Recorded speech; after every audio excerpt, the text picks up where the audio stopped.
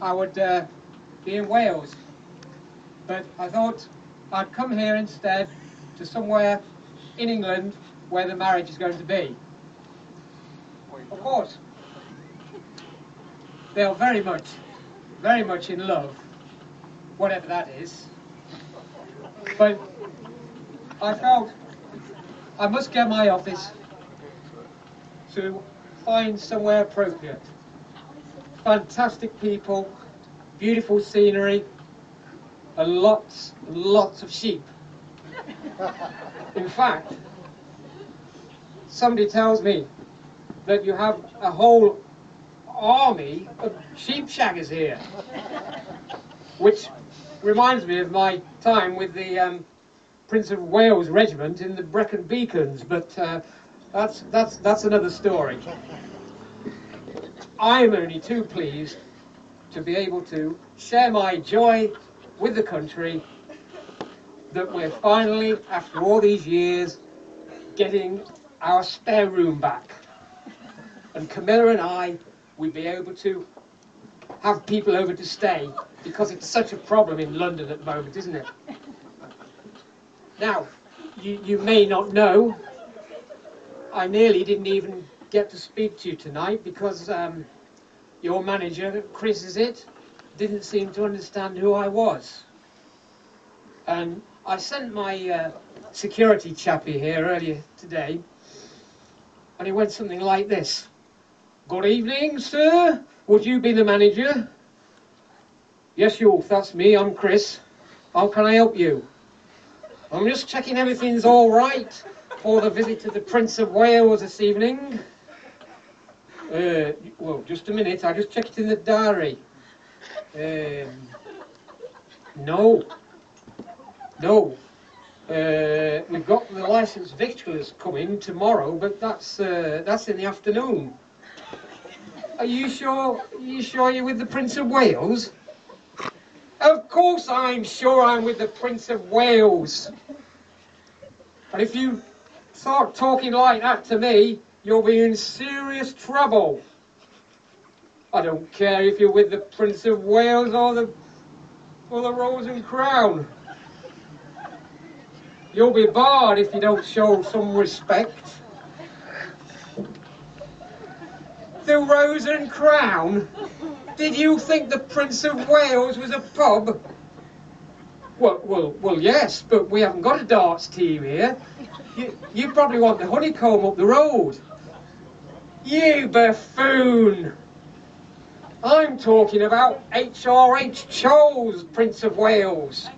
Come to talk about the wedding tomorrow. Oh, I'm sorry about that. It must be our bar manager, Gaz. It probably slipped his mind. He's a bit like that, you know. Anyway, as you see, I actually did manage to get here, and it's fantastic to be here.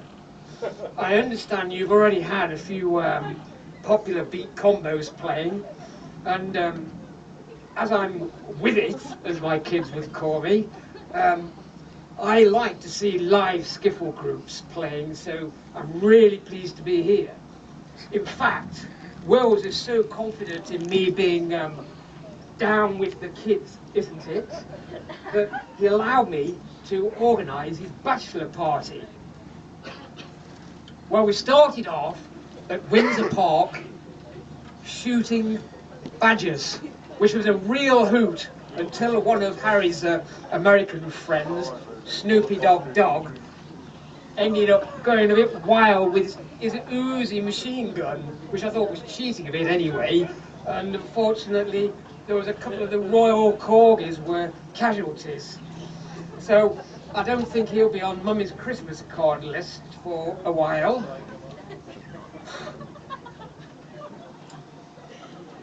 Then we went racing in the afternoon and coincidentally bumped into my sister, the Princess Royal, who was with my darling wife, Camilla.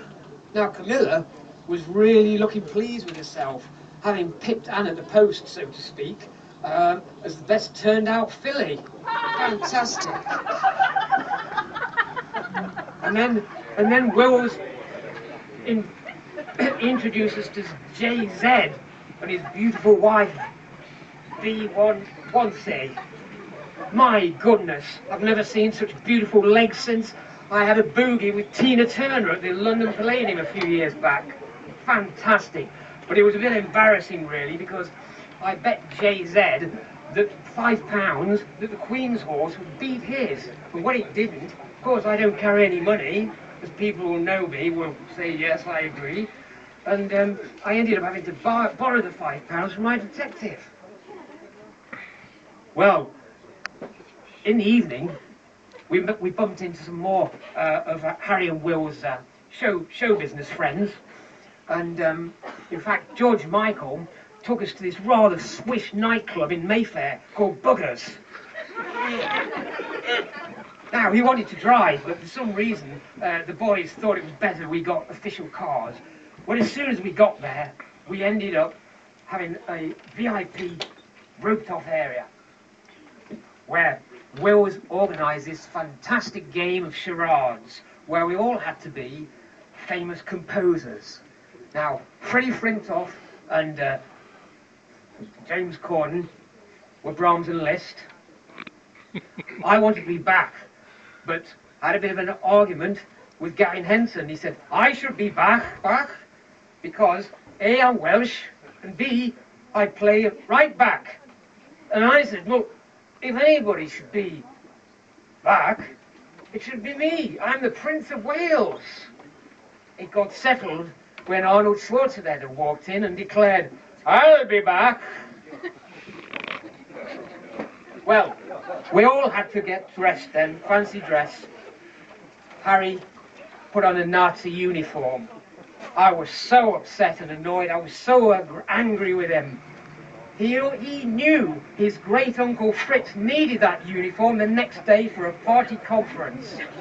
And if there was any chance of it getting dirty, there was certainly no chance of it getting dry clean for the next day.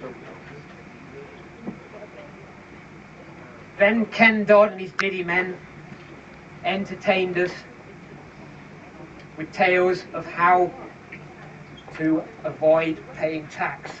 Very useful information. My family probably could tell me a few things as well, I guess. And then Harry, he said, you've got to meet these guys. They're really cool. There was a chap called 50 Pence, or Fuddy, as he likes to be called, and another one called Duddy. And they were both with an English rapper called Dizzy Rascal. You might have heard of him. So what happened was we had Doddy, Diddy, Dizzy, Fuddy Duddy, which for once wasn't me. We only needed Beaky, Mick and Titch, and we could have had an instant boy band.